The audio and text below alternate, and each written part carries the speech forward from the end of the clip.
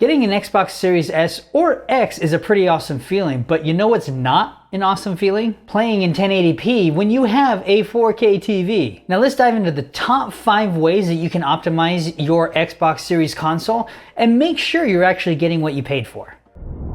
Hey, I'm Sam with Busy Dad Gaming.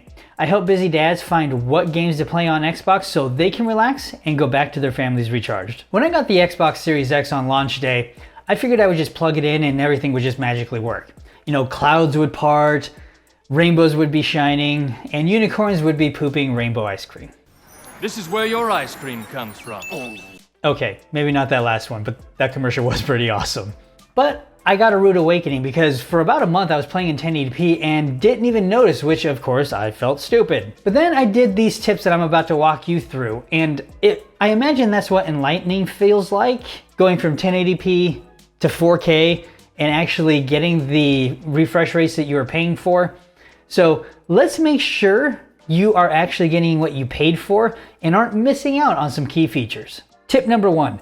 Make sure you're getting the best video performance out of your Xbox Series console. Now to do this, you want to go into your guide and then go over to settings. And then from settings, we want to go to general and then down to TV and display options. Now in here, you're going to see display, setup, and advanced.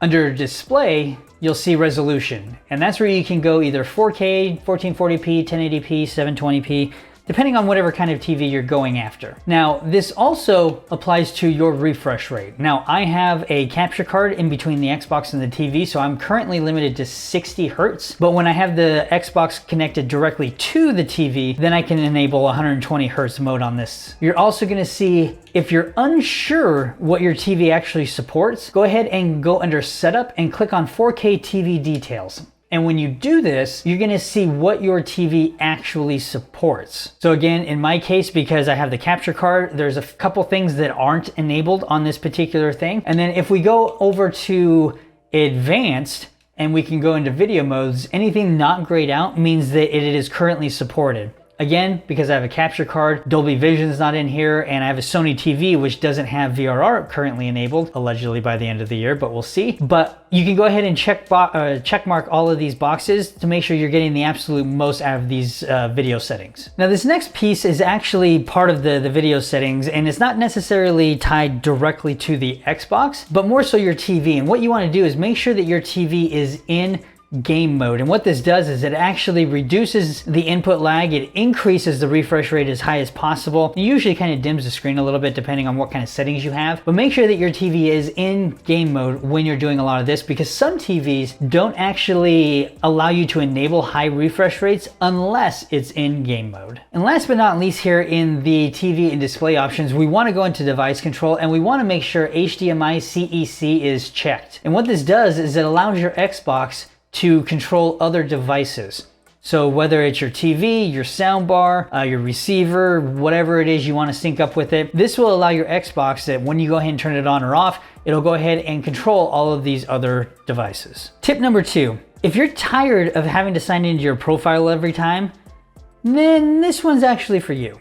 Auto sign in using a controller. Now to do this, we want to go down to, again, into the guide, into settings, and then we want to go into account. And from account, we want to go into sign in, security, and passkey. And what you can do here is this controller signs in X. Now, you can go ahead and click that on. You can link controllers to this particular profile. You can also do this with your kids if you have them that are also playing on your Xbox, where each controller will actually log in that person's specific profile. So it makes it much easier, especially if you have multiple people all on the same Xbox, to end up picking up their own controller, turning it on, and it auto signs them in. Tip number 3, customizing the sharing options. Now this is something I didn't find out until more recently, but what you want to do is go into, again, settings, and then you want to go down to preferences, and then capture and share. Now in here, you can actually change multiple settings. One is record what happened, for example. You can do 30 seconds, 45 seconds, and all the way up to a minute. I have it just as 30 seconds because it's just super small clips for me. You can also do automatically upload,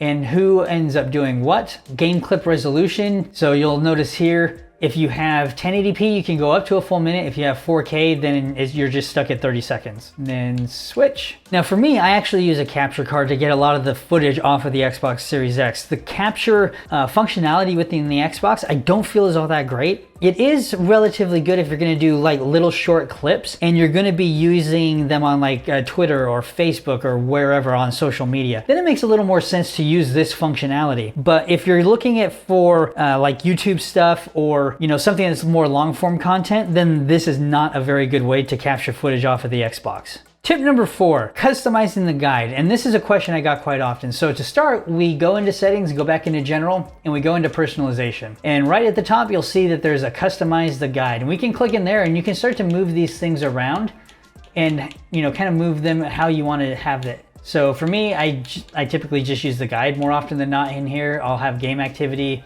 and so on and so forth. So it's relatively pretty quick to go through and adjust this how you want. Originally, I used to have, entertainment, TV, store, all that kind of stuff, but I went ahead and hid it. And so now it no longer shows on my guide. And tip number 5, leverage the Xbox apps on your phones. Now you have the Xbox app itself, you also have the Game Pass app, you have the Family app. There's quite a few different apps that you can get for your Xbox console, and depending on which one you have will determine what you actually use it for. So for the Xbox app, I typically use it for game messages. I also look at it for remote play or remote installing, quick setting adjustments, things of that nature. You also have the Game Pass app, which obviously, as the name suggests, you can look at what Game Pass games are currently available, which ones are currently upcoming. It also gives you access to the reward system within the mobile app for Game Pass. This also gives you the option to remote install games as well. So depending on which one you want to use, it is very useful. The Xbox app is more geared towards the Xbox itself and the ecosystem. Game Pass obviously more so for the Xbox Game Pass ecosystem and what you can leverage it for. Regardless, leverage those apps because there is a lot of functionality that you probably are missing out on.